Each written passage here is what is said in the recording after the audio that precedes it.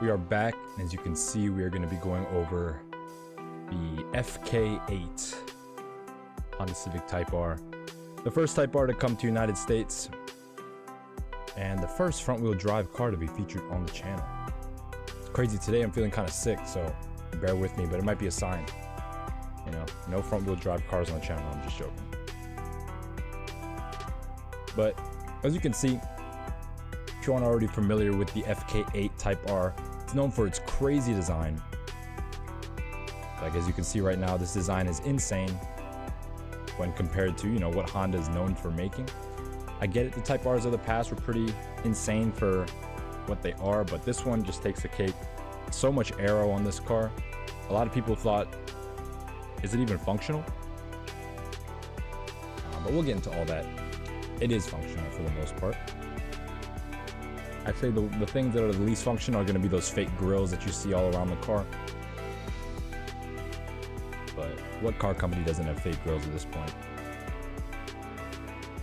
Shout out to Jacob in the chat. What is going on, man? What do you think about the FK8 CTR? For me, something like this would be a car I'd have, but it would be like one of many cars. I wouldn't want this to be my only car. But that is literally what the goal of this car is. It's a really good daily driver that you're able to take on the track. It's very versatile in the way it rides. You can put it in comfort mode and it rides, a lot of people say, not as soft as a regular Civic, but it rides better than a regular Civic in terms of the plantedness feel of the body. Of course, it's not going to be as soft, but that's not always what defines comfort, you know? You can see decent sized trunk space. Let's fast forward through this a little bit.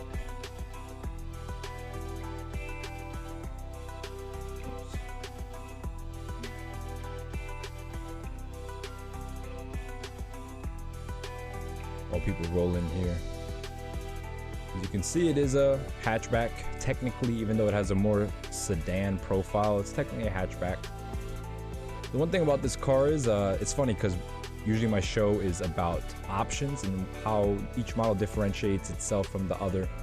But with this car specifically, the FK8, there weren't really that many options at all. In fact, the only differences are going to really be by model year. But we'll go over all those differences later in the show. Let's see. Alright, enough of this. Let's look at a dyno video. Let's see what we're working with here. This one is tuned with bolt-ons. Let's see what it makes. As you can see, this is a boy racer tuner's dream car. No, but I'll give it to Honda for keeping very consistent in their customer base and their ethos of what they define as a really good car. They've been very consistent over the years. Haven't really done anything in terms of going against their grain. They just improved their platform. And yeah, I can't knock them for that. Alright, come on, just show the numbers. 315 front wheel horsepower. Wow, 315 front wheel horsepower in this one and 333 pound-feet of torque at the wheels. So pretty good power numbers, especially for a front wheel drive car. You guys got to remember that this car is front wheel drive.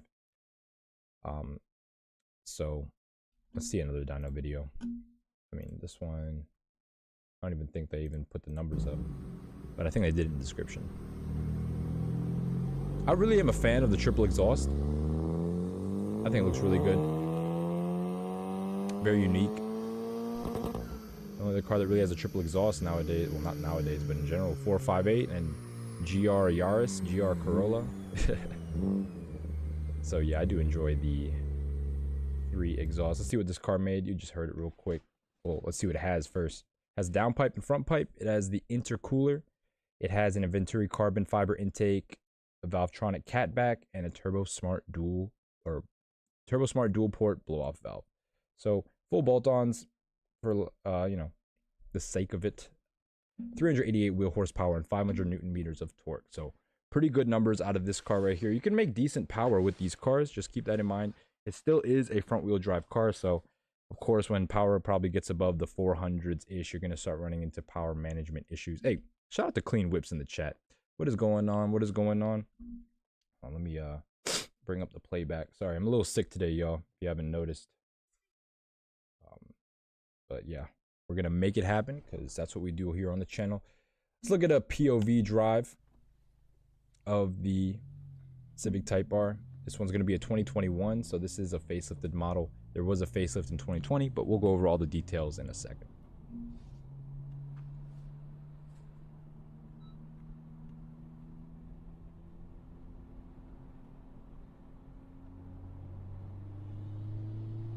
You can hear that turbo.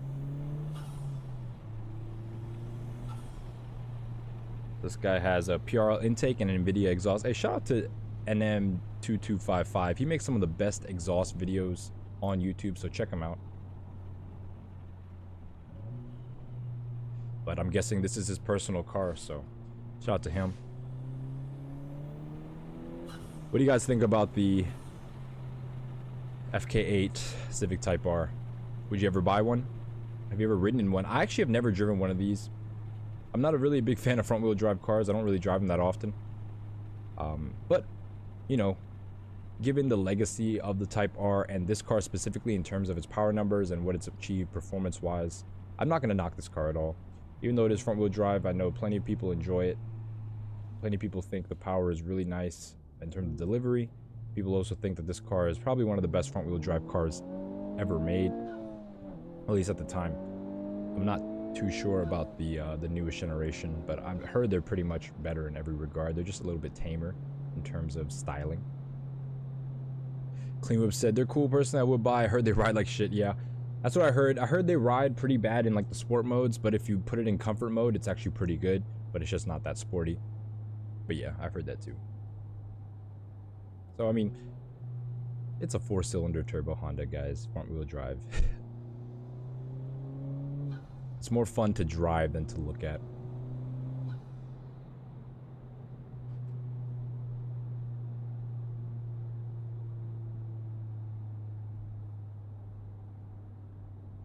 Yeah, let's get done with that. Let's see. Oh yeah. So basically, I'm gonna get into it a little bit later, but the Honda Civic Type R actually did have the Nürburgring lap record for like 3 or 4 months when it came out in 2017, and we'll just look at a little bit of the Nürburgring lap. Hopefully they don't demonetize my video.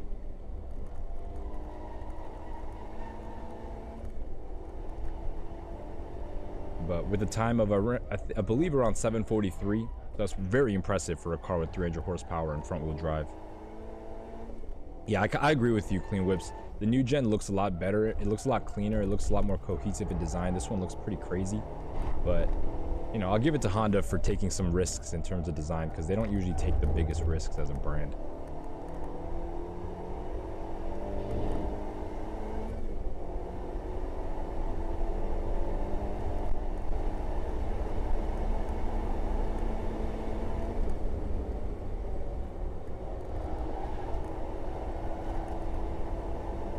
One thing about these racing videos is that you'll always find that the video doesn't do the actual instance in real life justice. It doesn't look as fast as he's going, but in person, I know he's flying down this track. I mean, he's going 230 kilometers an hour, so he's at least going like 120.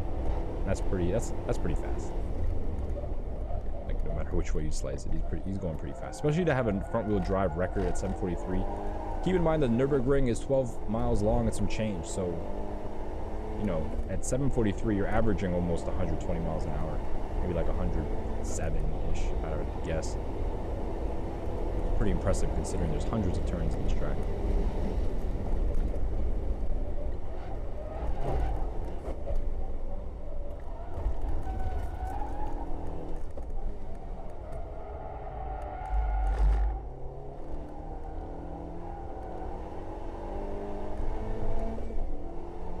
Anyway, I think that's enough. Let's get on with the show.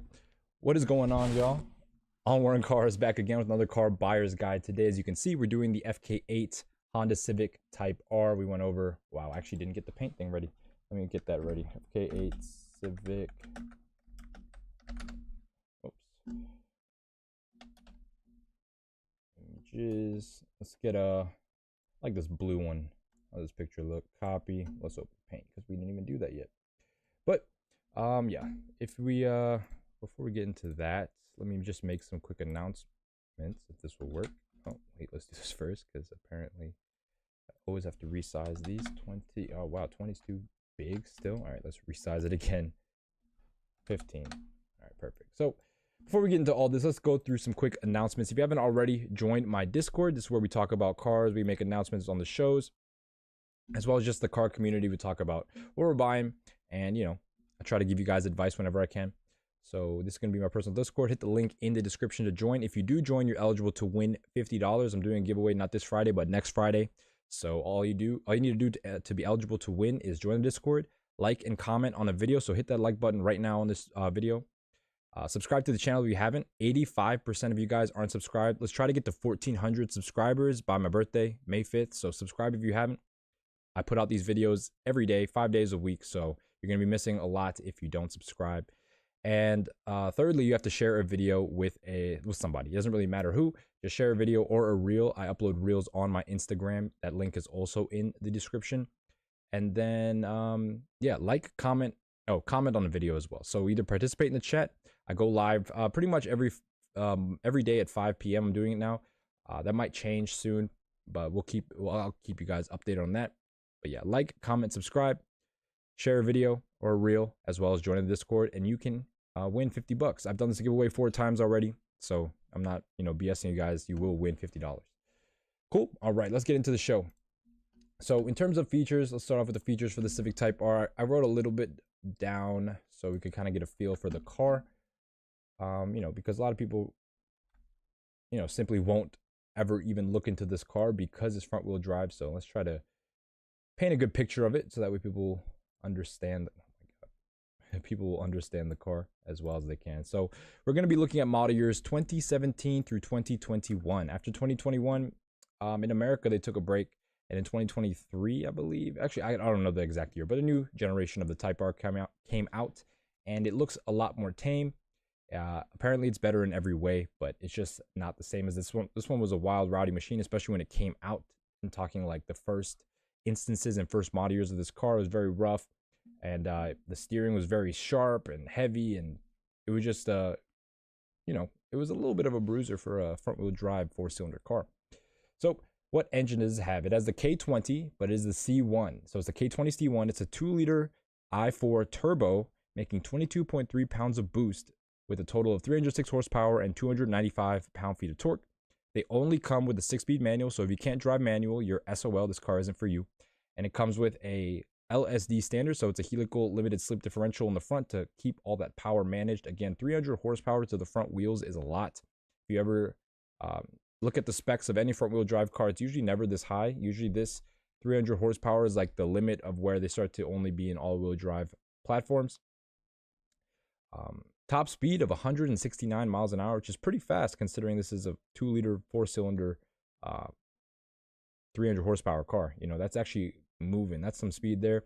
Fastest Civic at the time. I'm not sure if the new Civic is any faster. You guys can let me know. It's built in the UK, so not Japan. This was the last Civic to be built in the UK. After this, Civics were made in Japan. As we just saw, it held the Nürburgring record with this time of 7:43.8. And it was the fastest front-wheel drive car at the time back in, I said 2007, but this should be 2017, before it was beaten by the Renault Megane RS Trophy R with a time of 7:40.1. So a 3-second faster time. The thing is, the new Civic Type R actually beat the Renault Megane's time, so it is still the reigning front-wheel drive champion. In terms of differences between Type R and a regular Civic or an SI, first of all, it's wider than a regular Civic. It has all new front suspension compared to the SI and the regular Civic. The front suspension is a completely new design, and it's wider in terms of the steering knuckles and everything, so it's just pushed out a little bit. It has adaptive or active dampers. And then the interior is all one interior scheme. You don't have any really options for this car. We'll get into that in a second, but not really too many options.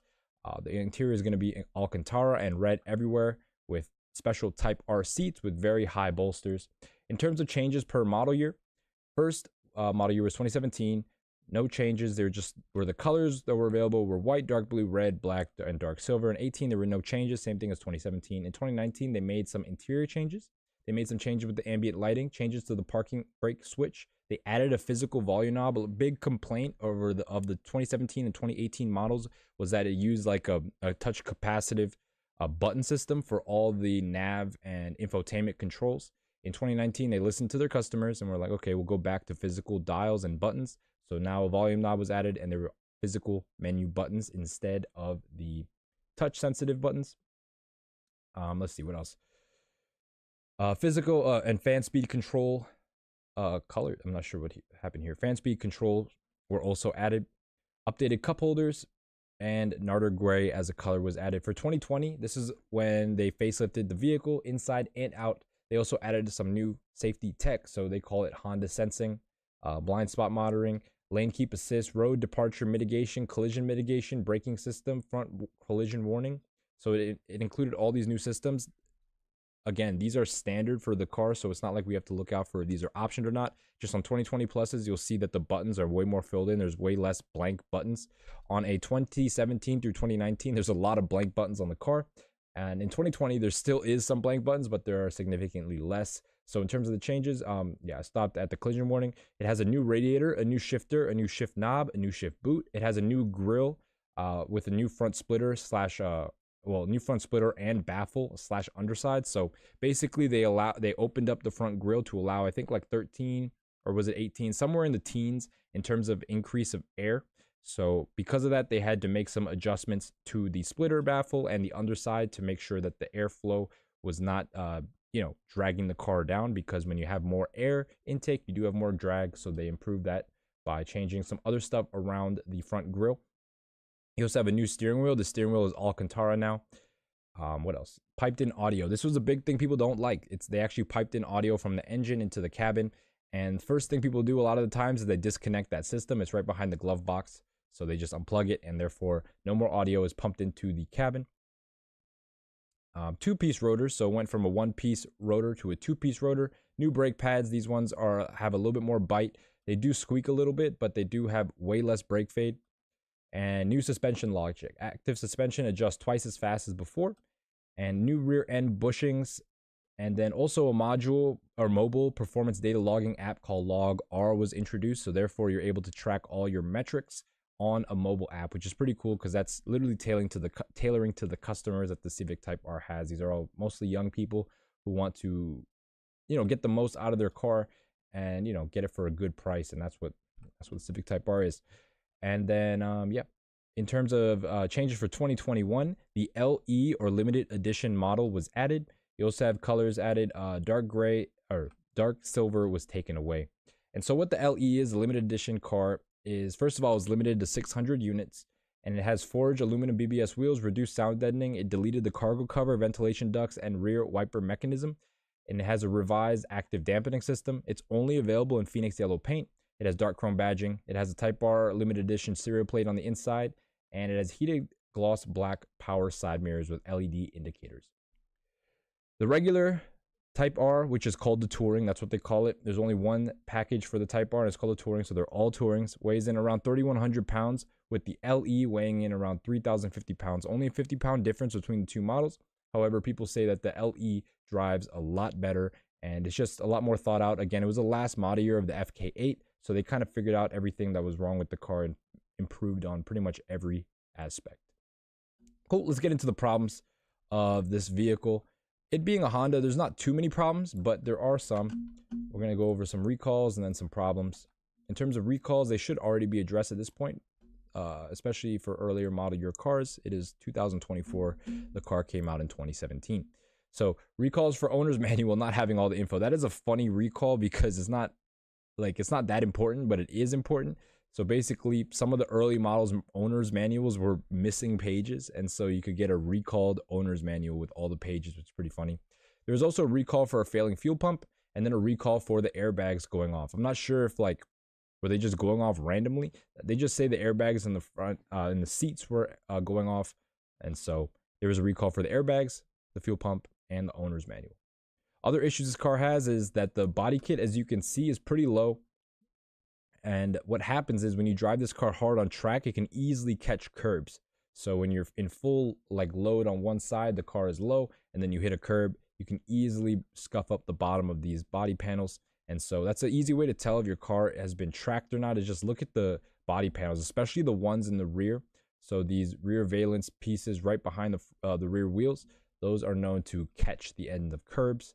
So keep that in mind. You also have charge pipe failures. This is a turbo car, as I mentioned, and the charge pipe is basically the pipe that goes from the turbo into the intake, and so therefore that pipe can fail, it can leak. You also have heat soak. That's a big issue with these cars, is overheating. And when you overheat and you get heat soak, your power goes down. So especially with a turbocharged system, that air is just way too hot. You need to cool down the air. However, this car doesn't have the best cooling system if you're going to run lap after lap after lap on a track. So keep that in mind. The heat soak issue is usually just for if you're doing a lot of track driving. These wheels, they're really big. They're 20-inch wheels on this little car, and the tires are super thin. Like, they're super low profile, and so these wheels are known to crack or bend. It'd be in your best interest to check the barrels of every wheel to look for any welds or cracks. You know, if they didn't notice it, it would be cracked. But if it cracked and they noticed it, it would be welded, and they try to, you know, make it like a lot of, I don't want to like generalize people in this way, but if the wheel's cracked and you fix it, you're not really going to talk about it. You know, if it works fine, like, you're not going to disclose that. So definitely check out the wheels, because you don't want to get a car that has had repaired wheels. You just don't want it. There's plenty of cars on the market. Just buy the best one you can. The paint is on the softer side. Now, what does that mean? It means that the paint is easy to chip. It chips easy. It's also a very thin paint job. So, you know, rocks will really just scratch the paint to the bare metal. So if you have a lot of rock, or what is it called? Like rock spray. I don't know. If you drive on the highway a lot and you have all those little rock marks on the front of your car, you know what I mean? With this car, usually like it'll make a scuff on the paint, but it won't scratch down to the metal. People have said that the rock chips on these cars scratch down to the metal. The thing is, a softer paint is better for detailers to fix imperfections, because you can smooth it out easier. It's softer, it's easier to work with. The problem is that if you have a soft paint combined with a thin application, it's just going to mess up easy and show a lot more than if there was a thicker application of this soft paint. But it is what it is. So moving down, transmission grinding in second, third, fourth gear. People have had it in second. People have had it from third to fourth. People have had it from second to third. So keep that in mind. The transmission does grind a little bit. People have used different types of oil. However, that's just a thing. Even people who don't grind transmissions have been said to grind these. So it is what it is. But also a problem, I want to say not really a problem, but a bug, is that with the early cars, especially the rev matching feature, it only works if you're above a certain RPM, and the difference in RPM between the gear you're going from to the gear you're going to is large enough. And so keep that in mind, that sometimes people, when they downshift, it doesn't rev match when they want it to, and sometimes it does randomly and they think it's just random, but really it's just like there's a criteria for when it rev matches, which is interesting, because usually when rev matching is a feature, it just kind of, it's supposed to make the driving easier and doing it as much as it can. However, this car is very particular in when it rev matches. So keep that in mind. It's not broken. It's just there's certain criteria. And if you want to if you really want to emphasize that there's going to be a rev match every time, Honda says to do a double downshift. So shift 2 gears down, it will definitely rev match then, because it's going from such a high RPM to such a low RPM to a high RPM. So it has to rev match in that case. Another issue is that, so see this right here, it has a canard right here, or venturi duct. I think I said canard. This is a venturi duct or a vent, whatever you want to call it. I don't know if it's shaped like a NACA duct. That's what I meant to call it. I don't know if this is technically a NACA duct, but I'm going to call it a NACA duct. Anyway, so water can get into here, and then for some reason it pours down onto your engine cover and ends up making the spark plugs rusty. I'm not sure how exactly that happens, because I would assume that engines are sealed from the elements in that way. But a lot of people have said that there's moisture on the inside of their on their spark plugs, and it actually gets rusty. Sorry, I blow my nose a little bit. So keep that in mind. You want to make sure the spark plugs are good. With a car like this, if it has these type of internal things that you have to look for, just get a PPI. They'll take out the spark plug, at least one, to check them and see if it's good or not. See the condition, if there's oil all over it. And so if it's rusty, you might have that issue. You might have to change out your plugs. So keep that in mind. And then finally, AC issues. These cars have had some issues with their compressors leaking oil. So just keep that in mind. I always say keep that in mind. But anyway, yeah, just make sure that there's no leaking anything in your AC system. Compressor, condenser, the pipes, the belt. Make sure the serpentine belt's good. All that stuff. But again, this is a Honda, so you're not going to have too many issues. These cars are pretty much problem-free. It's just these things that people worry about. But for the most part, they run very well.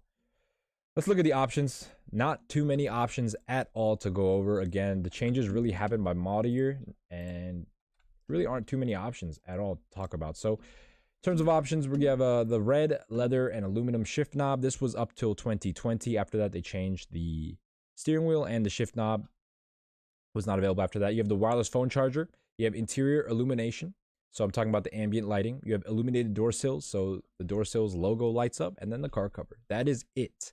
Every model year, well, let's see. We can split it up this way in terms of model years, though. We have the 2017, 2018 as one. Then you have the 2019 as its own, in my opinion, because it was pre-facelift, but the interior was changed. And then you have 21 and 22, which are the last versions of the car. So 3 different versions, in my opinion, with the 2019 being a single year. So keep that in mind. In terms of changes, we kind of went over it, but I'll just highlight it real quick. 2017, 2018, no changes. You had the touch capacitive infotainment. 2019, they changed to regular buttons on the infotainment. And then 2020 is when they did the entire big facelift. That is when they changed the outside, the exterior. They made some adjustments with the grille, with the headlights, especially along with the rear spoiler as well. And they also changed the interior. Well, they changed some button locations, and they also added the safety, the Honda Sense safety system. So let's get into the brochure so I can show you guys exactly what we're looking at real quick. Oh, that is not a brochure.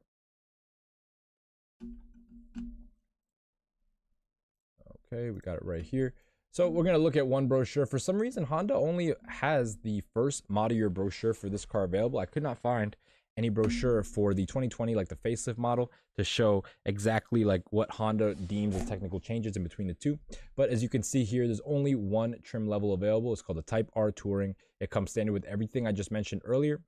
I forgot to mention that the Brembo front brake calipers, or the front brake calipers, are Brembo 4 pistons.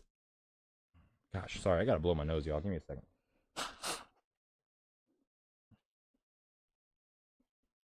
Not feeling good today at all. But you can also see one standard interior for this car, black with red Alcantara. Same thing on the wheel. You also have this red like piping that goes around. You know, to each its own. I think it's a little bit boy racer-ish, but again, it fits the criteria for the Type R. And these are going to be your colors. So championship white, rally red, polished metal metallic, crystal black pearl, Aegean blue metallic. I think the championship white and the blue are my favorite. In the 2020, they have a lighter blue, which I really like as well. It reminds me of like a Honda or a Hyundai N color. It's pretty cool. And again, these are going to be your options. You have your Alcantara shift knob, wireless phone charger, interior illumination. You can see the ambient lighting down here, illuminated door sill trim, and then the car cover. Interior is only going to be red and black suede effect fabric. So as you can see, this right here. Let's see. I had one more thing to show you guys right here. So this is going to be where you see the differences between a 2019 and a 2020 generally. So first of all, this area on the left, to the left of the steering wheel on 2017, 18, and 19 cars, it's only going to have one button. On the 2020 and up, you're going to have 3 buttons. So either one button in the top left-hand corner, or the bottom or the left-hand side, double buttons, and then one in the middle on the top are going to be filled in for the facelift cars. And then on the steering wheel itself, you have these cruise buttons. So basically on the facelift cars, you have your main, which activates your cruise, which on the pre-facelift cars are just say cruise, and then you have your lane keep assist system button right here. On the pre-facelift cars, there's only one button that says cruise, and it's in the middle.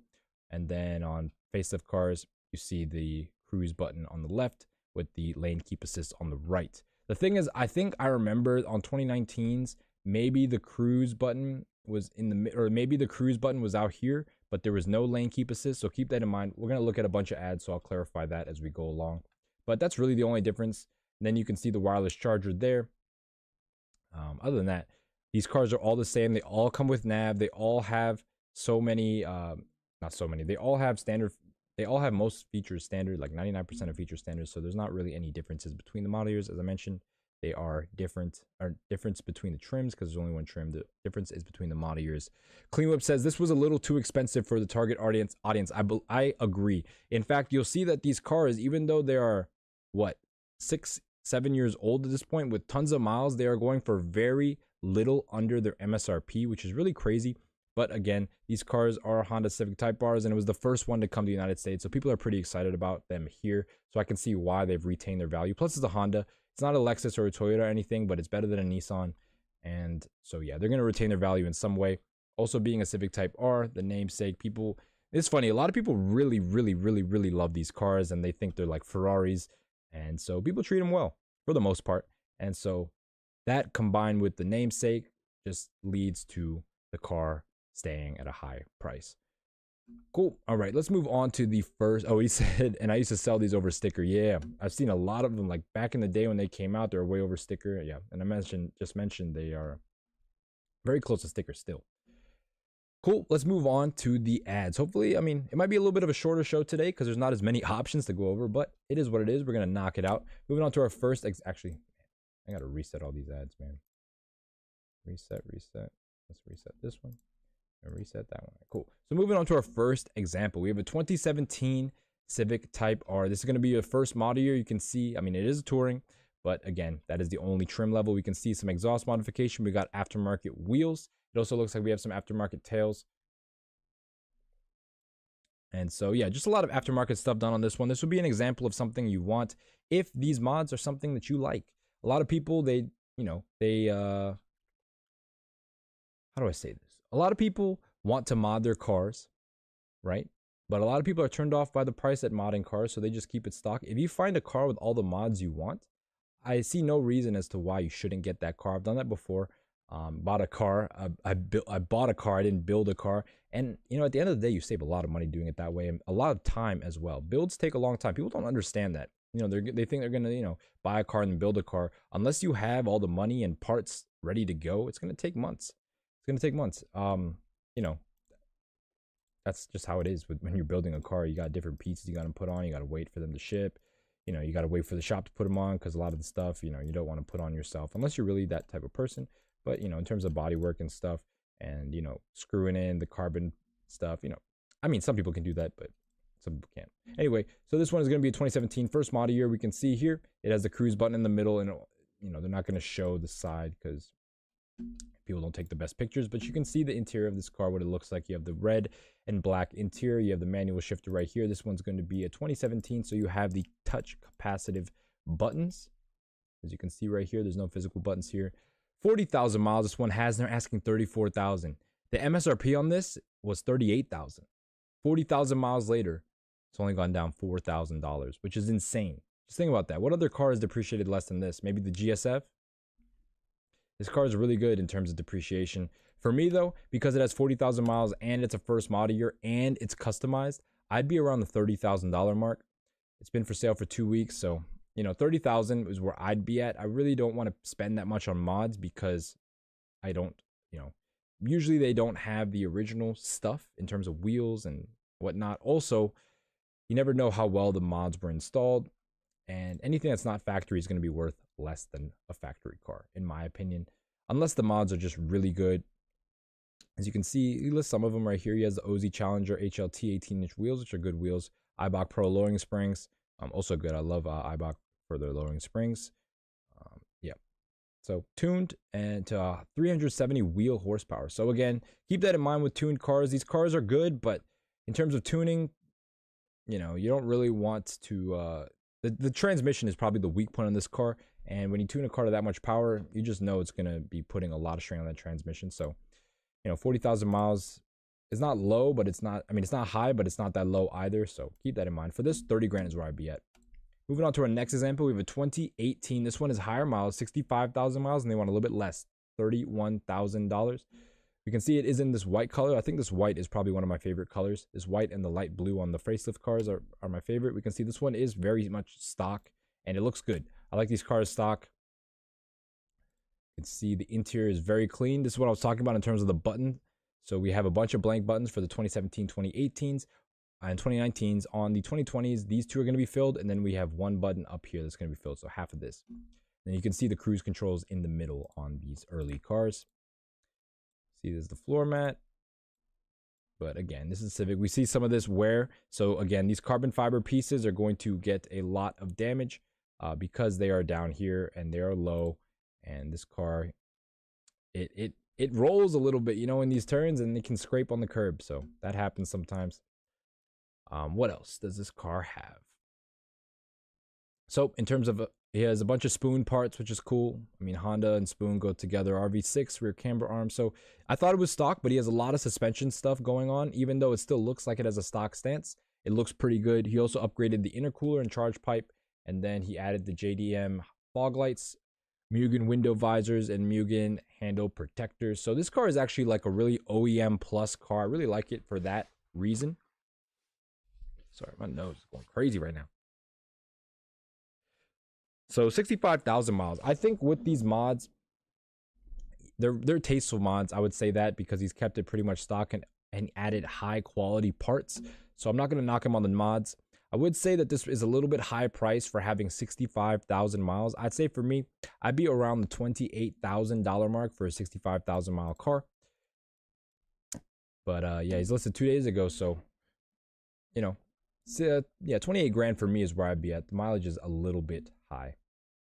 Cool. Moving on to our next one. We have another 2018. This one is going to have less miles, but as you can see, all these prices, no matter what the miles are always going to be in the same range. Like the mileage has a weird non-effect on the price. It's really weird. Like I've seen cars with 70,000 miles and cars with 20,000 miles asking for the same price, which is around MSRP or a little bit lower.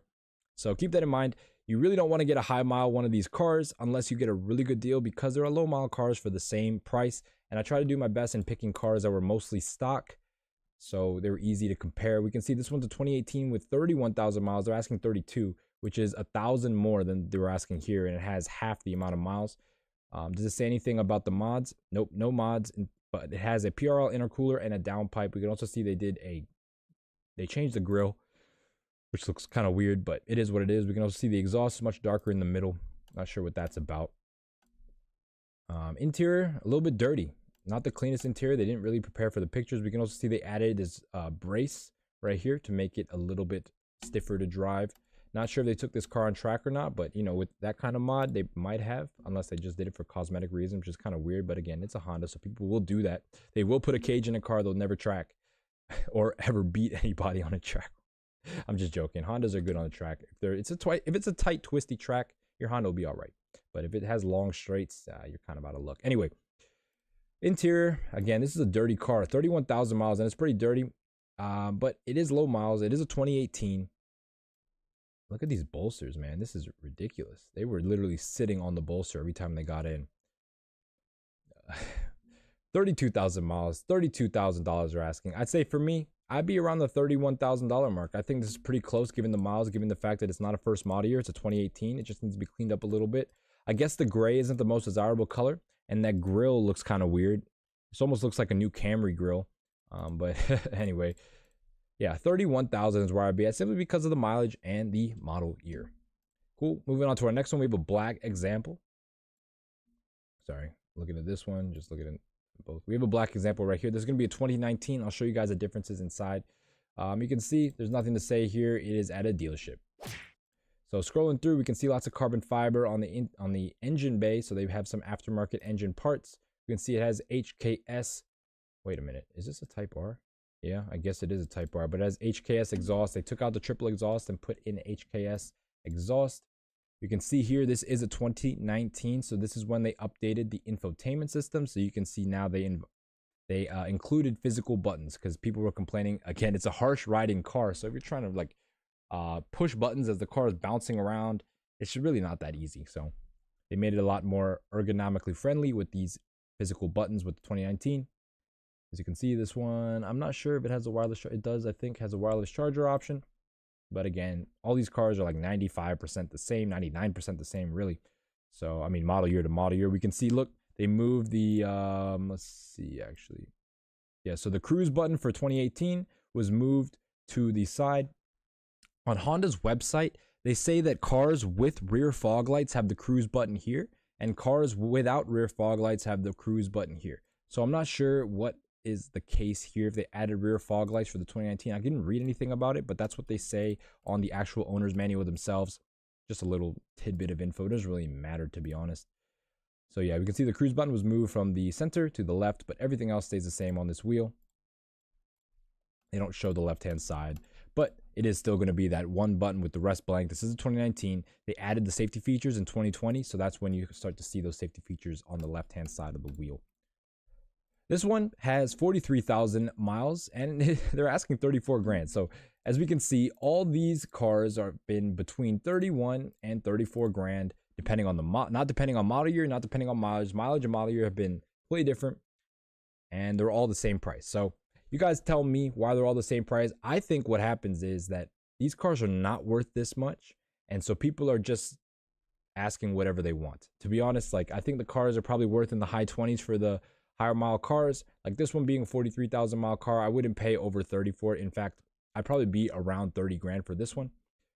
This one was 31 because it was a lower mile car and it has some upgrades. This one, I don't know what it has. I mean, I saw it had some upgrades, but I'll be at 30 for now, simply because it has 43,000 miles and it's at a dealership, so I'm not too sure on the condition of this car. You know, they don't really, I have to say this, sometimes at dealerships when you have modified cars, they don't really know what it is, so they don't really try to sort the problems, you know. So if you have a modified car with problems, they see it and they try to pass it on at a better price in terms of you know, giving people a little bit of a deal. So you can kind of try to negotiate with this one.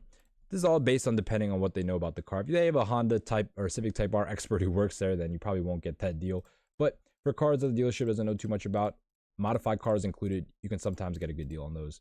For me, yeah, I'd be around, I mean, it's a 2019, so 31 grand. I was at 30, but 31 grand. It also has those mods, so I'd be at 31 grand. Like the video if you haven't already. Shout out to the people watching. I know you guys are probably more aligned with me in terms of my auto interests, so you guys aren't finding this as interesting. But hopefully this draws new people into the channel, you know. If you're a Honda Civic Type R fan and you're trying to look into something else, I got plenty of other cars I talk about on this channel that are, you know, a better bang for your buck, if you know what I'm saying. 33 grand, 34 grand for one of these. I get it. It has a place in racing pedigree with its Nürburgring time. It has a place in Honda pedigree being the Type R, the highest level of Civic, but you're paying a ton of money for this car. It's up to you though. Moving on to our next example, we have a 2021 car. This is what I'm talking about, this light blue. I really like it. You can see it has the red accents. This is also a car where it has the, I forget the word, adjusted front grille. You can see it has a bigger intake up here and down here, and they blocked off these intakes down there. As you can see, they didn't have, these were fake before. As you can see, it's kind of fake around the edges, but open in the middle. But in this one, they just made it one plastic piece and opened up the center pieces just to make it a little bit more cohesive in terms of design. Looks pretty good in my opinion. I'm not going to lie. I do like the facelifted version, especially in this blue. I think this is as crazy as it's going to get in terms of, you know, something that's decent. How do I say this? This is about as wild of a design as you could get while still being respected on the road. Usually cars that look like this with these crazy body kits are like early 2000s type vibes, and people just don't take them seriously. This one, I do believe people still take seriously. Here we can see the interior of the new Civic Type R. We can see, of course, the cruise control button on the left. You also have the lane keep assist function on the right. And looking at these buttons, you do have all of your safety features added. Now I'm talking the, we'll actually bring it up right here. I'm talking the road departure mitigation, the collision mitigation braking system, the front collision warning, and what else? Yeah, that's it. So all those systems are added. This is how you access them right here. Again, the models didn't really change in terms, well, they did change model year to model year, but they didn't really, you can't differentiate the same model year cars really. There's only a few different options. This one is 17,000 miles and it's the last model year for the FK8 and they want 43 grand. It's crazy. MSRP on these were probably around 40 grand. I mean, 2017, they were at like 38 grand. So they probably only went up from there, probably maybe even more than 40 grand. And this is still either at MSRP or above MSRP for a 17,000 mile car, which is insane. I'd say for me, I try to get it for 40 grand just to, you know, make it even. But these are all going for crazy prices right now. And if you can't get it for 40 grand, you know, I wouldn't recommend spending more than 40 grand on one of these. There are a ton of other cars you can get. In fact, you could probably get two cars that would be more fun than this car in terms of combining those two cars. Anyway, I'm not trying to hate on the Honda Civic. These cars are just super expensive right now. And we go over a lot of cars on the channel, so I have to compare them to the rest of the cars we go over. It's just natural, right? 43 grand, 40 grand is where I'd be at for one of these. Again, this one's really clean, 17,000 miles, so it is what it is. Moving on to our last example, this one is going to be a limited edition. In my opinion, if you were to spend 40 grand on a car, you might as well bump it up to 50 or 60 grand for this one, because this is the car that is going to be worth the most amount of money in the future. That's how it always is with the limited edition Hondas. Nerds love them, and so they will always be in demand, especially because this car was limited to 600 units. We can see, I mean, it's pretty much the same. Has the same engine, same power and everything. It's just updated dynamics in terms of the suspension, and they also lessened the weight to make it a little bit lighter. But the dynamics not only come from the lighter weight, but also the adjusted suspension. This car weighs in around 3,050 pounds, so very light. You're almost in the 2,000s at that point. So yeah, as you can see, they're asking $60,000 for this car. Let that sink in. $60,000 for a Honda Civic. At this time, you could buy a high mile 2020 BMW M8 for the same price as this car. And I get it, this car is probably on its way up in appreciation. The M8's on its way down, and they're just kind of crossing right here at this point. But still, there is so much value that you're going to be locking up in this car. There's other things you have to consider.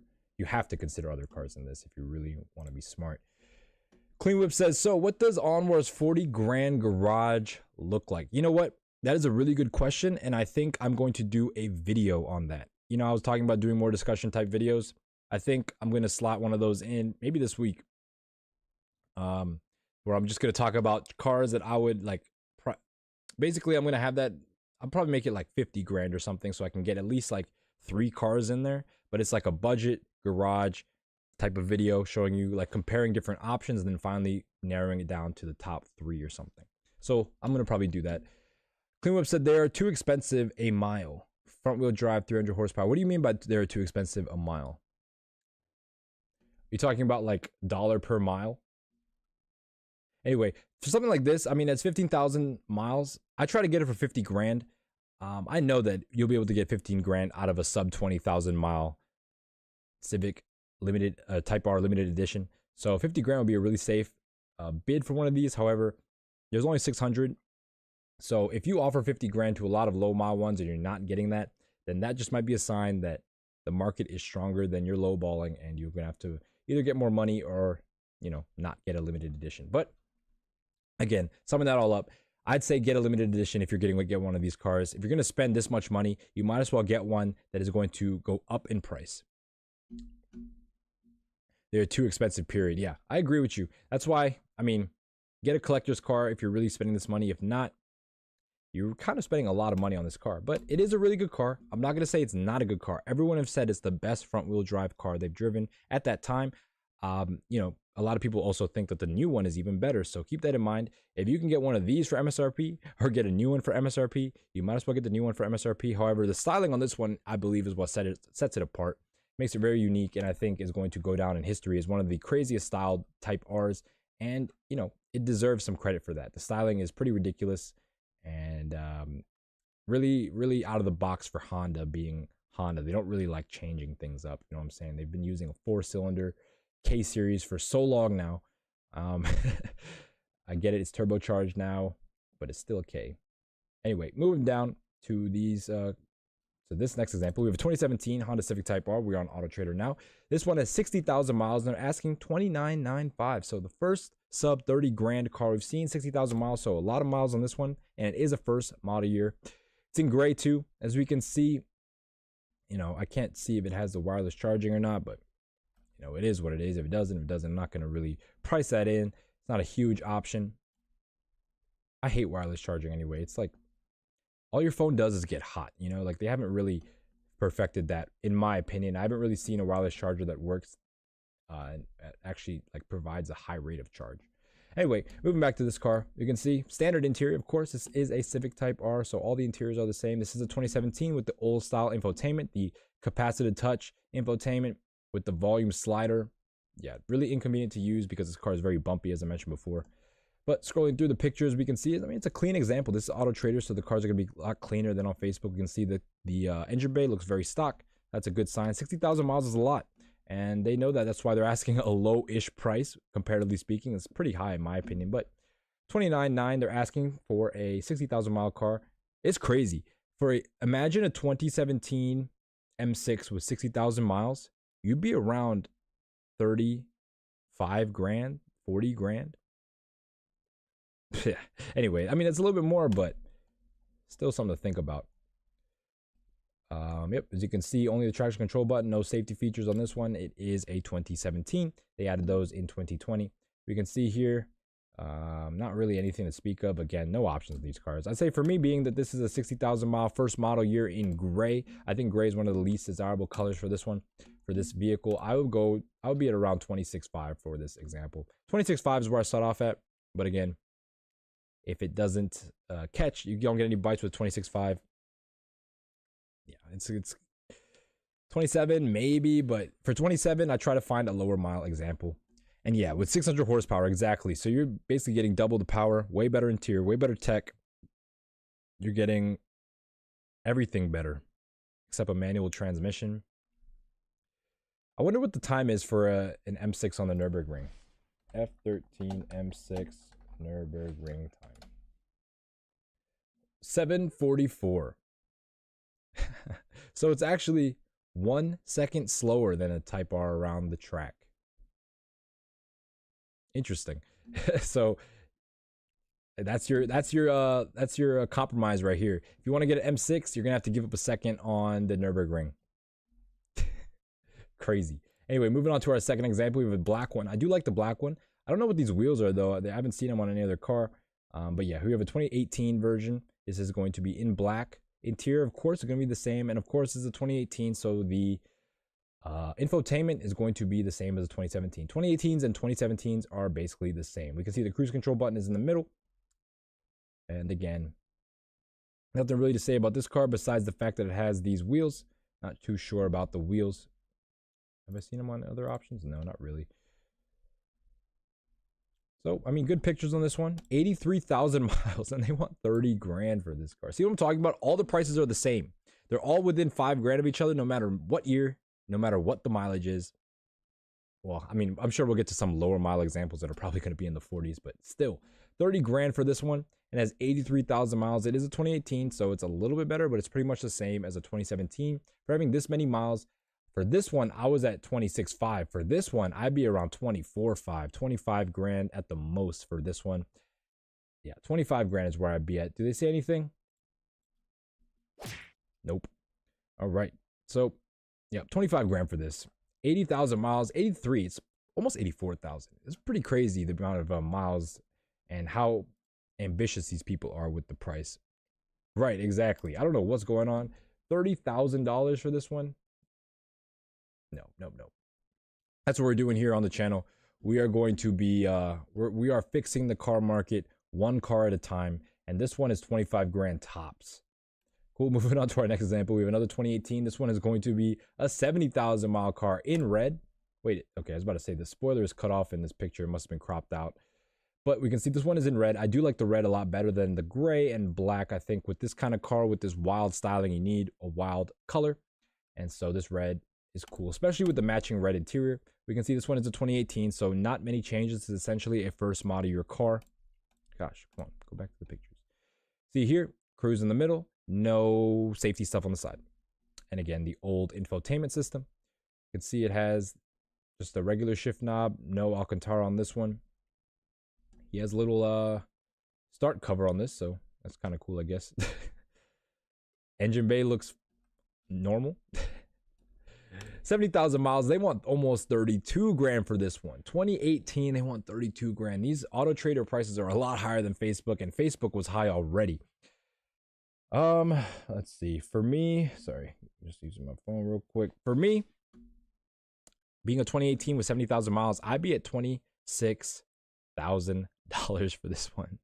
Okay, I'll go up to 26.5 because of the red paint. 26.5 for this one. 70,000 miles, 2018. Yeah, 26.5. Or 20, yeah. Yeah, 26.5, man. I can't go above that. Ah, man, this car is like, these cars are kind of crazy in terms of price. There's a lot of them for sale as well, so I'm not really too sure what's going on here. How long has this one been for sale? This one has been for sale since April 13th. So, I mean, I haven't seen one that's been for sale for a while yet. So they look like they're moving. People like these cars. We'll get to Car Gurus and see the real scoop on that because they have the actual dates. Hey, shout out to GMC. What is going on, man? It's been a minute. Right, exactly. You're funny. You're a funny guy, GMC. Yeah, I love the Honda Civic Type R. It's my favorite car. I love front wheel drive and I love 4 cylinders. These are the best cars. The best configuration for any car on the planet is a front wheel drive 4 cylinder. Yeah, here we go. So here we have a 2019. The next, I'd say the second generation ish of the FK8, if you want to call it that. This one, as you can tell, has some aftermarket exhaust. These are huge tips. I do like these big dual tips better than the 3. They look kind of good, even though I do like the 3, but the 3 is kind of gimmicky. But it's whatever. It's whatever. Here we can see the cruise control button was moved to the left. Is the 2019. It's gonna have the new infotainment controls with the physical buttons. You also can see this one has the let's actually look at the shift knob. Yeah, so this is gonna have the red shift knob option as well. So it has that going for it in terms of options. No safety features, not a 2020. This one is this like Nardo gray-ish color. It is like a light blue, almost like a shark dolphin blue, but it almost looks like a Nardo gray as well, but it's like a Nardo gray with more blue. So that's cool, I guess. This one is a 2019 with 54,000 miles, and they're asking 38 grand. 38 grand for 54,000. This car is a lot of miles. It's like not a new car. 54,000 miles. This car was daily driven for years. And they still want 38 grand. Insane. Anyway, this one, I mean, it's 2019 with less miles, but it still has 54,000 miles. For me, being a 54,000 mile car and being a 2019, you know, I'd be at the $31,000 mark for this one. GMC says, quick question. What exactly is a Nardo? I'm not sure. I think it's a place. Hold on, that's a good question.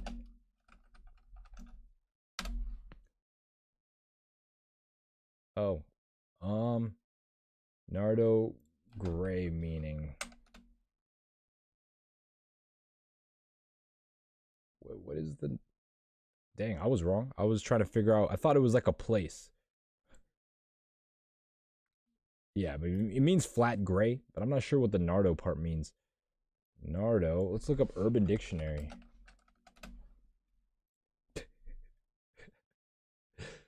Nardos is a fun-packed, sweet bundle of candy. Kind, beautiful, hot, smart, confident, and will help a bestie when she's in need. A simp? Anyway, Nardo's a kind, beautiful... Wow, a Nardo.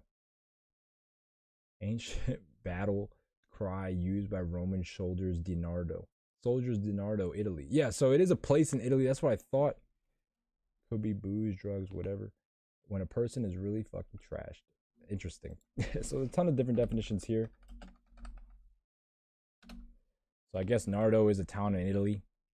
But again, interesting tangent we just went on. But yeah, I knew it was a place, but I don't know if that's directly correlated to the color. But yeah, that's what people call it. Flat gray is usually just universally known as Nardo gray. Moving on to our next example, we have another Nardo gray one, but this one, the child in me wants to say Nardo Wick or some shit. LMAO. Yeah, I know. That's what I was thinking of too. Nardo Wick. I don't even know why he called himself Nardo Wick. That's a weird name, right? When you actually think about it, like Nardo Wick, I get it. Like, does he have gray wicks? If you're familiar with what wicks are, if you're not from Florida, I wouldn't expect you to be familiar with what wicks are, but that's when people take their dreads and put them in like the big, like they have like 3 or 4 dreads, like big fat ones. That's what wicks are. So that's what Nardo Wick, that's what Wick means in Nardo Wick, I think. I don't know. Yeah, anyway, we have another Nardo one here, but this one has way more miles. I just want to put this example to show you guys that even with 116,000 miles, they are asking 27 grand. Which is insane. I get it, this is a 2019, so it is more desirable because it has the physical buttons. However, it is still a front-wheel drive, front-wheel drive, 4-cylinder Honda Civic for 27 grand with 16,000 miles. Oh man, there's so much I gotta blow my nose.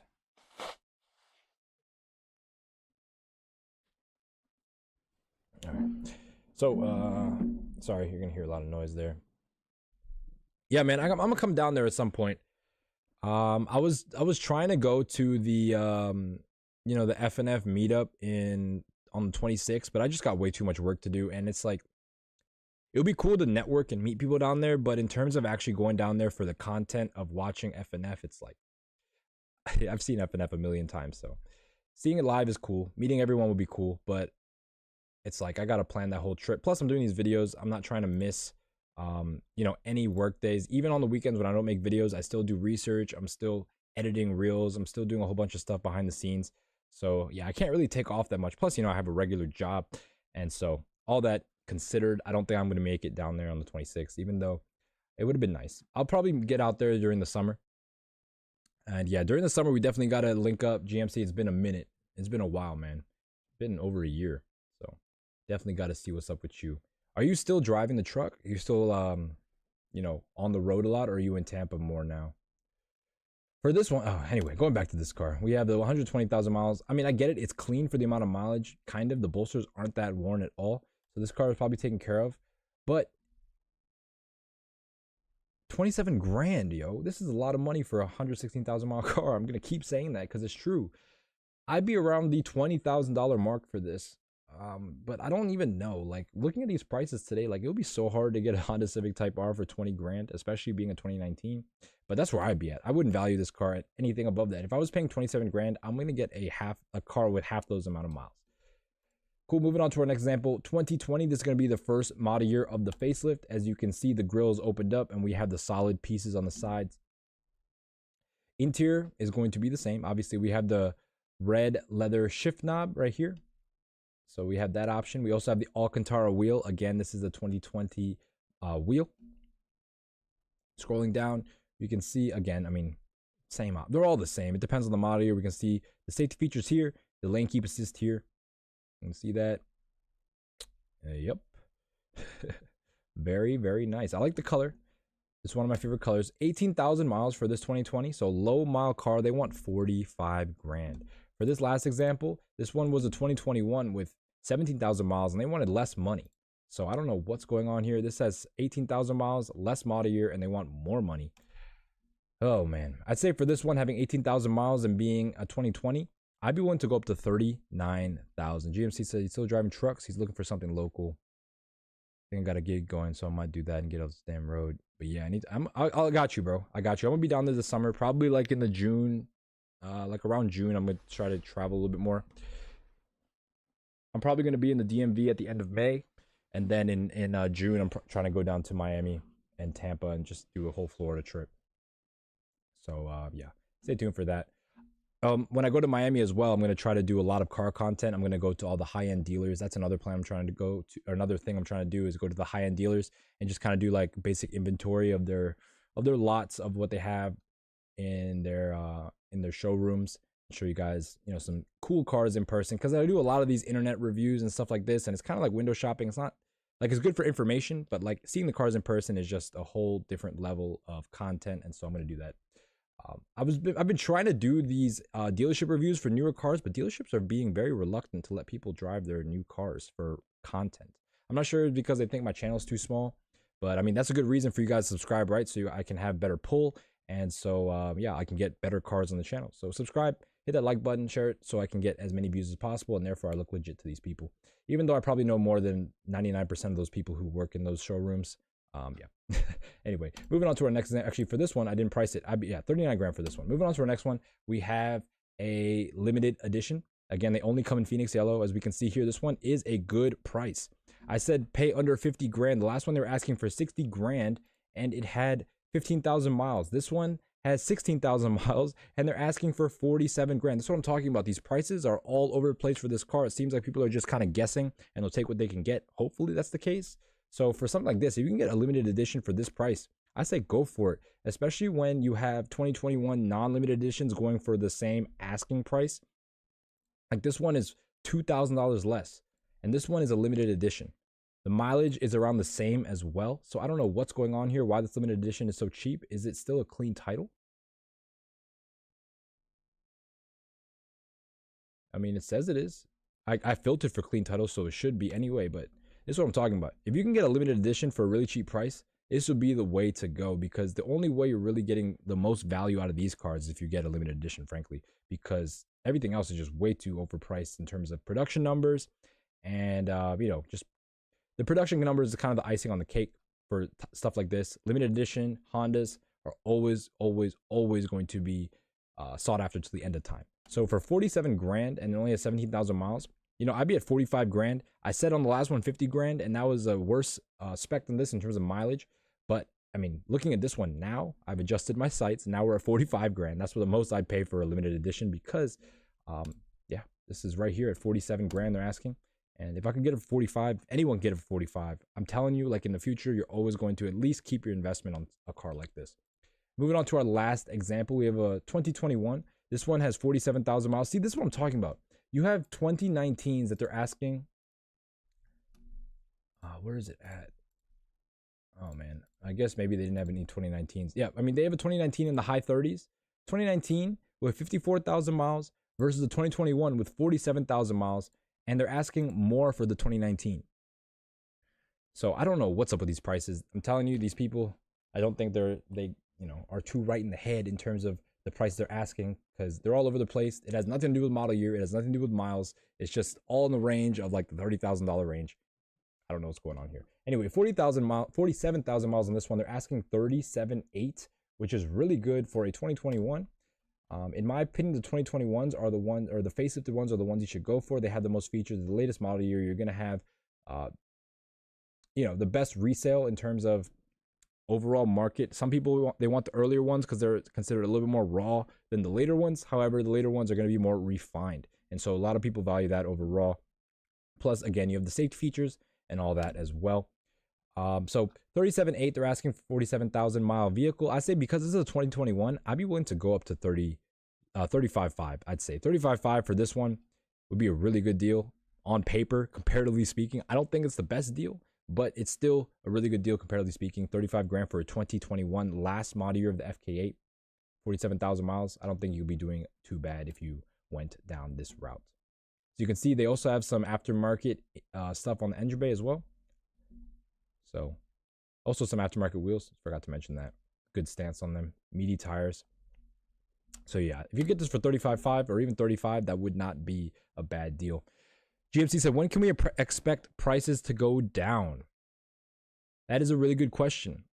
I was expecting prices to go down this summer, in terms of that's when they're starting to go down now, technically, in terms of they've stopped going up, and the plateau has been going on for a few months, and now they're starting to creep down. So prices are starting to go down. You've seen a lot of people discounting their ads, so that's a good sign.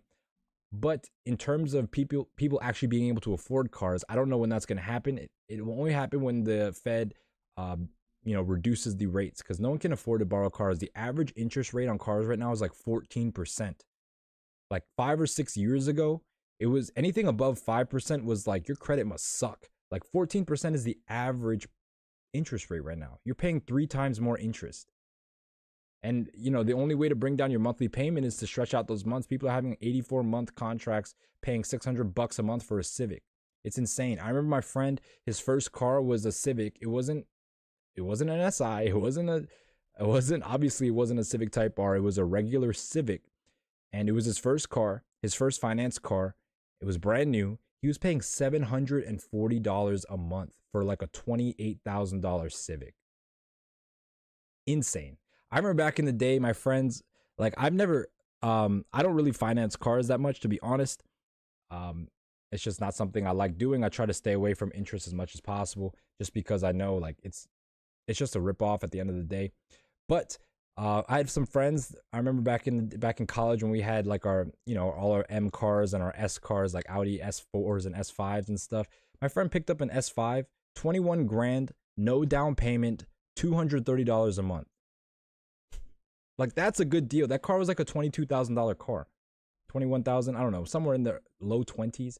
$230, $240 a month. That's reasonable. But when you're paying $700 for a Civic, it gets crazy. Yeah, exactly. It's not halal. That's why I try to stay away from it, even though I know it's impossible to completely stay away from, especially in this you know, in this day and age when things are really expensive, like back in the day, you know, I'm not trying to justify interest, but back in the day, like the range of cost for things wasn't as vast as it is now. As in now we have things that we'll never be able to afford if we save money.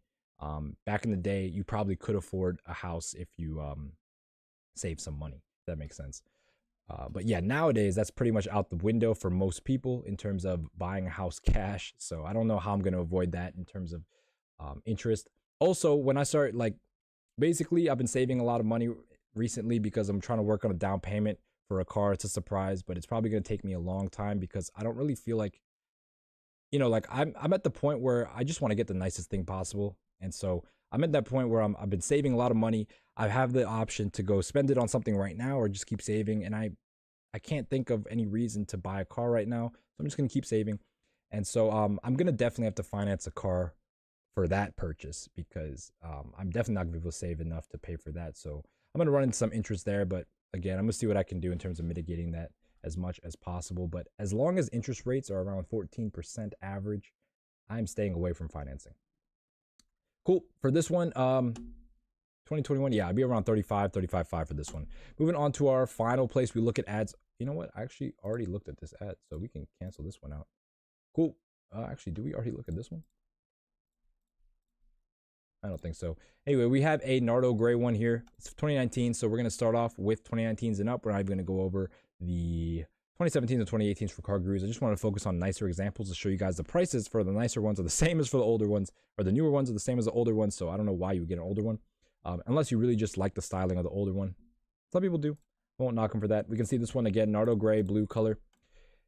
You have an aftermarket intake right here. It looks like, you know, standard stuff. This looks like a very stock car. Moving on to the interior, we can see, if we ever get there, I mean, there's not much to see on the interior, let's be honest. It's all the same car. But we can see the red seats. Bolster wear is a little bit high. There's a little bit of bolster wear there. These pictures aren't the best, honestly. It's kind of low quality. You can see it's 2019, so it has the upgraded infotainment. Other than that, not really too much going on here. 2019, so you don't have these safety features. What is the price though? 32.8. They're asking it as 20,000 miles. See, this one is actually not that bad of a deal because of the mileage.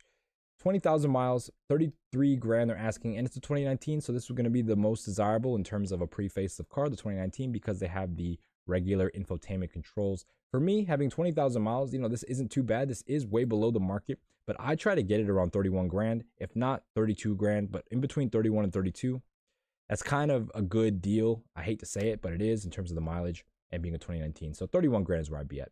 Moving on to our next example, we have a 2020. So this is going to be a facelift model. You can tell by the front end, it has larger grills, and this side parts, these side pieces are no longer fake grills. They're just flat black pieces. This one is in black. Interior looks very clean. I mean, it has the 2020 updated steering wheel as well as the cool shift knob. Sometimes you have the shift knob with the leather wrapping, the red stitching on it. Sometimes you have this really nice S2000 era looking shift knob, which I think is the best way to go with this aluminum shift knob. I get it. It's going to be pretty hot in the summertime, or it's going to be really cold in the winter, but it is what it is. You can see it is a 2020, so we're going to have the updated infotainment as well. You can see here the safety features on the left as well as the lane keep assist on the right side of the wheel. So again, this one is going to be, for lack of better terms, all intents and purposes, fully loaded. It is a 2020. It has 37,000 miles, and they want 38 grand for it. What was the last 2020 we looked at? This one had 18,000 miles, and they want 45. This one has 37,000 miles, and they want 38. So I guess it is technically following that path of mileage depreciation that's expected for a facelifted car. However, I think 38.5 is still way too much for a car that almost has 38,000 miles. For me, I'd be around the 36.5 mark for this one. Cool. Moving on to our next example. This one I really like. I really like this blue, this Boost Blue Pearl. One of my favorite colors on this car. I think it looks really good. Let's see, it's like a light color. It looks like the Hyundai N colors, which I do like that color. It's very it stands out. It looks nice. You can see here, updated infotainment. We have the aluminum shift knob. We have a lot of wear on, even on the bolster seat. So, you know, a lot of passenger rides in this vehicle. Driver's seat looks just as bad, honestly. You can see engine bay looks completely stock. See the mats there. We got some Type R mats in the trunk. But I just really like the way this looks. I like the white wheels. I liked, this card looks good. Sorry, I was reading your chat GMC. Yeah, I did see that fight. And, I mean, from the beginning, like, I'm going to be honest, Haney seems kind of soft. He has like a soft personality, and I never really thought that was going to do well, especially with Ryan being all crazy. And the fact that he was able to market himself that well was just a testament to what the internet is about now, which is kind of crazy. It's like the more extreme stuff you say on the internet, the more traction you're going to get, the more people will pay attention. And it's not like, it doesn't have to do with like good information anymore. I don't say that to complain, because I feel like, I know a lot of behind the scenes stuff, and if I was with like a commentary YouTube channel, I could get so many views by talking about all this stuff behind the scenes. And I'm just not the type of person. I don't like to like stir up the pot and make drama for no reason, especially for the sake of money. But what I was saying, basically, Ryan Garcia, he didn't make weight. He failed his drug test, still beat Devin Haney, and it was crazy because Devin Haney didn't want to fast during Ramadan because of the fight. And so I don't know if that's karma, like not karma, but Allah saying whatever. But you can't do that. Most people, they just avoid fighting during Ramadan because you're supposed to be chilling out during that month anyway and just focusing more on the religion. You have 11 months to do everything else. So yeah, I don't know if that, I really thought that I never thought that Devin Haney was gonna win. A lot of my friends did, because he's black and because he's Muslim. So, a lot of my friends were on this side because of that. We're on the same side with like Khabib for being Muslim. And it's great when they win, but when they don't win, it's kind of sad because it's a bad representation. But again, I don't know. To me, like, I can just read personality, and like Haney just seems like a soft guy, to be honest. And I don't think he was in the right mindset to win a fight like that. But I'm not a fight commentator, so I don't have all the answers. But Ryan Garcia, like when you act crazy like that, it scares people. Like people don't know, like, you're unpredictable, you're wild, and that's a good way to win a fight, at least mentally. So yeah, Allah is the perfect planner. But yeah, I also learned that, like, I'm not learned, but I could see that I was wondering why Ryan was acting so crazy. And I don't know if it's true, like he actually did plan this out on purpose, but as it all played out, I thought it was just interesting to see how he played up that fight. Like starting off from talking about the kids' issues and talking about just every hit point, or every like point, I don't know how to say it, every issue that's been on the zeitgeist on Twitter recently. He had to say saying something like not wild, but just being very outspoken on something. So a lot of people were paying attention to him. The mainstream narrative was that he was crazy, and he kind of played into it a little bit. He ended up betting on himself. Like, a lot of big things went into this fight. GMC said, I thought Devin would win because he's a better boxer, but Ryan just got hit right in the first round, and he couldn't come back from that. Yeah. I mean, I don't know, man. I mean, like, I've been following Ryan Garcia since he was like a kid, and he's always been really fast with his punches, and they've been pretty powerful. So I don't know. Like, honestly, I know more about Ryan Garcia than Devin Haney, to be honest. So yeah, I just think it's crazy. It's like it was a bad look for Muslims, but again, he wasn't the best representation anyway, so it doesn't really matter. Anyway, for this one, I like the color combo. I think that's the best thing it has going for it, is the white wheels on the blue. I think it looks really good. 43,000 miles for this 2021. They're asking 38.5. See, I don't know what these prices are, man. This has 43,000 miles for 2021. This last 2021 we looked at had 18,000 miles. They wanted 44. This one was this one is the same price as a 2020. A little bit more miles. But again, it's a way better spec in my opinion. So for this one, I'd be willing to go up to 37 for this one, simply because it's the last model year with under 45,000 miles, $37,000. Yeah, I mean, going back to the boxing thing, I know a lot of people that really thought Haney was gonna win because Ryan was acting crazy, he didn't make weight, he was failing drug tests, acting crazy. But that just flips everything on his head. Like, that's what I'm talking about. Like, on this internet thing, like, that might translate to real life. Like, it doesn't even matter if you're good. If you are like crazier and way more like out there and intimidating, you're gonna win because you already beat him mentally. And you can see that a lot with people that don't even fight. Like, the people who are more aggressive in character usually get their way in a lot of things. Anyway, moving on to 2021, to this next example, we have a 2021. This one is gonna have 32,000 miles and they want 34 grand. So I'm not, again, these prices are all over the place. Yeah, man, I'm thinking about this, what I'm saying, like on a deeper note, like, sorry, I'm just going back to that. Like if you understand that the more wild you are, the more attention you're getting, the more like success or attention, which could equal success you're gonna get. Like someone's first thought would be to go that direction. And I've thought about that a lot. Like if I were just acting all crazy online, but something about that, like I don't like that negative attention, So yeah. GMC said, I was thinking Devin would win too, since Ryan took such a huge break from his mental and he lost a lot of development time. Yeah. I don't know, man. That's my only answer to that, is that he got into Devin Haney's head by acting crazy. And yeah, I mean, you see that on the internet a lot. But, that also goes to show that, like, it wasn't all upside for him acting crazy, because a lot of people definitely, a lot of different eyes were on him ever since he started being crazy, or crazy as people call it. And so I bet a lot of negative energy went his way, which is something that I would try to avoid. But yeah, I guess that's what comes with fame, is a bunch of negative energy. So it's kind of a toss up, or not a toss up, but it comes with the fame, is going to be the negative. The more haters you have, the more successful you are, basically. And yeah, I've seen people deal with haters firsthand, like on huge levels. I mean, shout out to Fresh. And I don't know how people deal with that stuff. I'm gonna be perfectly honest.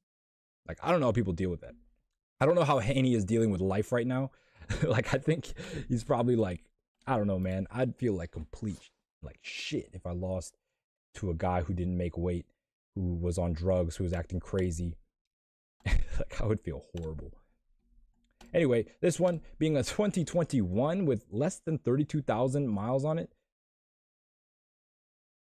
they're asking 34.9, which is crazy low, and they already reduced it by $900. It's been for sale for 43 days. So as you can see, it's been reduced already, so it's not hitting at this price, and this price is a low price. Great deal according to Car Gurus. And so yeah, I'd say for this one being a 2021, I'd be around 33 grand. I'd say 33 grand would be fair, comparatively speaking, to the rest of them. 2021 is a last model year car. So yeah, man, I don't know too much about Haney, to be honest. I don't know, like, I've thought he was a convert, so he's not really too familiar with the religion. I've seen him hanging out with Diddy. Was he painting his nails?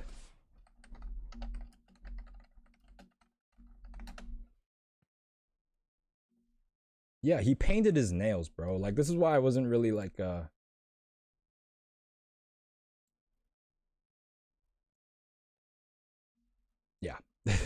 Sorry. If someone paints their nails, I'm not really taking everything you say too seriously. But yeah, I mean, he is a brother in Islam, so I'm not gonna knock him too much. I hope he recovers from this loss and, wins in the future. Anyway, this one, 33 grand is where I'd be at. Moving on to our final example, we have our final limited edition. This is going to be a 2021 with 15,000 miles. And as you can see, another price. The first one was 60 grand. The second one was like 47. This one is 52. They all have the same amount of miles. They're all the same model year. They're all the same color. They're all the same spec. Something like this, I guess it really depends on what region the car is in, to be honest. I don't know why this one is a different price than the rest. Maybe some Honda people can chime in, because I know Honda people love their cars. So I hope you guys have some good information that I'm missing on this to help out whoever's watching this video. Just comment below if you want to add anything. This is an ongoing discussion, as always. But yeah, this one, 2021, limited edition, 15,000 miles. They're asking 52. I mean, for the sake of everything, I'd be at 45 grand. That's my limited edition price. And yeah, GMC, I don't know what he was I don't know, like, what was going on in his head. I don't know. He's also like, he's just soft, man. Like, he just acts soft. I don't know how to describe it. Like, some people, they act soft, but they're like, when you act soft and you paint your nails, or you just have this like weird, and I say this because like I don't want to, like, I mean, whatever. Like, I say this because I act like that sometimes too. I can recognize it. So it's not like me saying this for no reason. Have you been lowering your gaze, brother? Remember, Allah is always watching. I have been lowering my gaze, bro. In fact, I unfollowed, well, Okay, there's a contingency. I unfollowed all the girls on my main Instagram.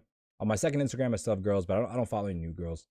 So trying to get rid of all that. Like I don't really talk to much girls anymore. Like it was different in Miami, but now it's just like trying to focus, trying to make a lot of money, trying to basically just get everything in order. Girls are not worth it, especially I've learned that like, man, these girls are crazy out here, especially in today's day and age.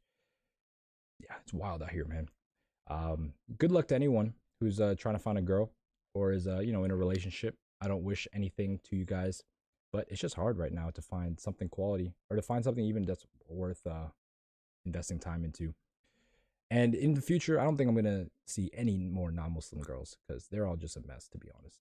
Anyway, yeah. So a lot of going off track here for today's show, but it's a daily show. I have to talk about stuff, in general stuff, and I always appreciate when you guys are contributing in the chat anyway. So shout out to GMC for talking today. Shout out to Clean Whips as well. Shout out to Jacob at the beginning. But yeah, he said he just deleted tons of girls on my contacts. Yeah, it's not even worth it. Like, especially for me, being that all the girls I usually follow, if they're not from like my high school days, these are all Miami girls who I've got on the show. And so they live a crazy lifestyle and what they post is insane. So I'm really not trying to see that. Really not trying to, you know, it's like you don't want to feel a certain way. Like if you see those types of photos, you're gonna get FOMO. You're gonna feel like, wow, like, I'm trying, like, let me try to bag some of these girls or whatever. But if you don't see it at all, you don't even think about it. That's how I see it. And then, when you try to bag girls, it just doesn't lead down a good path. It doesn't. I've followed a lot of red pill advice for the most part of my life, and I don't want to knock what people say, but it doesn't really pan out if you talk to and smash a bunch of girls. Like that's not what it is. That's not like a thing. It doesn't improve your life. I've seen it firsthand. It doesn't improve your life. It ruins your life, in fact, because now you are involved with a bunch of BS people. So, yeah, that's just my 2 cents on that. Alhamdulillah, exactly. Everyone should be, on their own journey to clean up their life. Doesn't matter where you start. Just matters that you're making improvements. And sometimes you have to experience all that bad stuff to understand that it's bad. I respect someone more that's been through it all and then comes back than someone who never experienced that to begin with. And I know that's not true in Islam. You're supposed to avoid that bad stuff in general. But in today's day and age, those people who do come back from that type of lifestyle, this is hard for people that are non-Muslim to understand. But like, if you live this regular American lifestyle and you come back to the Muslim lifestyle, I respect those people a lot because they had it all in terms of the dunya, but they gave it up because they saw through it all and they knew it wasn't all peaches and cream like they advertised to you on TV or on the internet. But you just got to realize that everyone's trying to sell you something. So keep that in mind. The only people that aren't trying to sell you something is Allah. It's free to to know about that stuff. But anyway, yeah, exactly. Life's better when it's simpler. Like people overcomplicate their lives. Shout out to Richard Cooper. He says that men love to overcomplicate their lives, and they do, me included. Like make it complicated for the right reasons, not dealing with people that don't deserve to be in your life. But yeah, shout out to you, man, for having a girl and keeping that stable. That's a lot of work nowadays. In fact, I think it's harder to keep a girl than to get a girl. So shout out to you. Shout out to everyone in stable relationships where they're loving and are happy with their life, because that is the goal for everyone here. Well, yeah, let's actually rephrase what I just talked about in terms of the show, and then I'll close out here. So in terms of models to look for, I suggest looking for a 2019 or later. As we saw during the show, all the prices, 2017 all the way to 2021, I mean, they overlap a ton. I get it. For higher mile 2017s are obviously going to be cheaper than a low mile 2021. However, medium mile 2017s and medium mile 2021s are in the same like $5,000 range. So if you're going to spend that money, and these are expensive cars, by the way, 30 grand plus, 40 grand plus, you might as well get the newest one. You might as well get the lowest mile one so you can get the most use out of it before you move it along. So highly suggest you get a 2019 and up. I would personally get a facelifted car because the prices are so similar. You get those extra features. You get a more desirable car. I get it. It's not as raw as the original ones, but it is still a good product. It's not like it's a night and day difference. It's still a Civic Type R. So 2020, 2021, if I was to make a suggestion, like not a suggestion, but if I were to say something like across the board, I'd say just avoid the Civic Type R and get the limited edition. Don't get the touring, get the limited edition, because that's the one that's gonna, you know, make you the most money in the future. And with a car like this, you really don't want to lose money with any car, really. So the only way to really make money on one of these is to get the limited edition. I know that for a fact in the future, in 10, 15, 20 years, those are going to be going for stupid amounts of money, comparatively speaking to what they are today. Yeah, so definitely look out for the limited editions. Again, there's only 600 of those, so I always say that cars with a low production number, as well as people not really interested in them when they came out, you know, limited editions, people are interested, but there are still a ton for sale compared to the 600. There's like 15 or 20 for sale, so 15 or 20 out of 600. What's that? 20 over 6 or 20? That's 1/30th. That's 3%. That's more. That's a lot, actually, in terms of what you see online for a limited edition car. So a lot of people are trying to get rid of those. Buy a limited edition if you want the best Civic Type R FK8. But if you want something, try to spend, you know, under 30 grand. Above 30 grand is insane. But yeah, I guess I'm just calling a bunch of people insane because a lot of people spend that money. Yeah, I've been seeing that too. We're slowly growing here, GMC. You know, like I never thought that this channel, like I understand what I'm doing is super niche, and you know, it's not going to take off like other types of channels, especially me not doing as many in-person car reviews, because those actually get a lot of views compared to these. But what I'm doing with this channel is just building up a breadth of an audience, in the sense that like now, like I'm casting my net super wide so that everything I post in the future, they'll be like, oh, like I remember he did this video. Because I'm focusing on every single sector of the car market in terms of models, you know, just have the largest audience. And then therefore, like as time goes on, hopefully because I'm consistent with the videos, they will continue to exponentially grow in terms of viewership and engagement. And they are kind of, I mean, it's starting to happen a little bit. You know, my last, the GSF video got 1,000 views in a day, which is the most views I've ever gotten in a day on a 2-hour long video. So that's really good. So yeah, I've seen the likes going up. At first they were like 1 or 2, then became 3 to 5, then they became like 5 to 7, and now they're averaging like 10. Some of them have above 20. So as long as we're improving, that's the goal. So yeah, alhamdulillah, subhanallah, mashallah, all of that. Cool. Yeah, in terms of problems, just make sure you get all this stuff addressed. These are Honda Civics, so they're not going to have too many problems, but just know that they don't really do too well to a lot of tuning. So try to keep the tuning to a minimum. And if you buy a car with the tune already on it, just know that that has limited the lifespan of the car. So definitely get a PPI for something like that. And then finally, in terms of options, I mean, the 2021s or 2020s and 2021s, you can get the metal shift knob. I mean, most of them have it. I think they should have it. The leather one was an option for the pre-facelift. In terms of anything else, yeah, just make sure it has all this stuff and you'll be good. Again, get a 2020 and up. Get an LE if you can afford it. But there are a ton of other cars that you can get for this price. So we'll go over all those at a later date. I mean, that's all we do here on the channel, right? What's the next one? So today we did the Civic Type R FK8. I think tomorrow I'm going to do like a 2012. I forget exactly what model or what chassis code that is, but a 2012 CLS 63 AMG. So that has a 5.5 liter bi-turbo, but is a CLS. The thing is about that car is that, well, even like the facelift models, they go well into the range when Mercedes updated their design language to where they would have screens, but these ones have the old design language, like, you know, like the up to 2020 G-Wagons, they still have that old design language. So a lot of people don't like them for that reason. However, we'll go over it all tomorrow with the CLS 63 AMG. GMC, you're funny. She's saying you're going to Bangladesh, inshallah. Yeah, I'm going to go to the Grom and find a girl there, because I can't deal with all these modern women. I'm joking. Anyway, that wraps it up for today. Again, CLS 63 tomorrow. And yeah, I hope you guys enjoyed today's video. And we'll do some more front wheel drive cars in the future. Just give me a little bit. I think next we're going to do a Mark 7 GTI, but I'm not sure when that video is going to come out just yet. But yeah, tomorrow, CLS 63. Hope you guys have a great rest of your Tuesday. As always, peace. Have a good one, and I'll see you guys.